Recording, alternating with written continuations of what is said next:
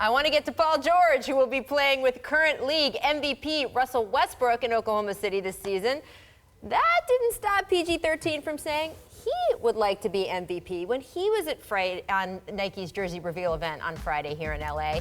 Paul was asked about it by several outlets. He repeatedly said, "Man, I am going for it. I am going for that hardware." This is interesting because here are your MVP odds going into this season. PG, he's at 30-1. KD, as we've been discussing, 9-2. Russ is at 11-2.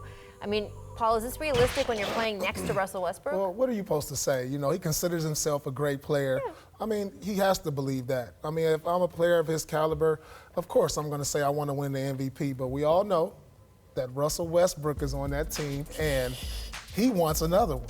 So it'll be difficult for him to win the MVP when you got a guy like Russ on there who's the current MVP. But I don't fault him for wanting that goal.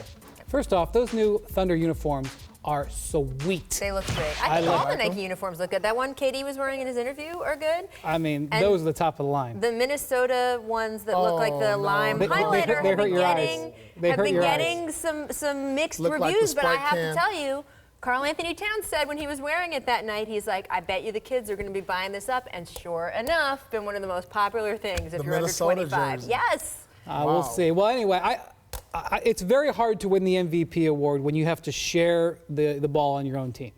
That's why I think it's going to be hard for KD or Steph to win another one when they're playing together. That's why Russell won one when he left. But I applaud Paul, but let's keep an eye on this for LeBron this year. Kyrie is gone. We don't know when Isaiah is going to come back. LeBron has slid a little bit in the MVP rankings. He may want to send a message this year.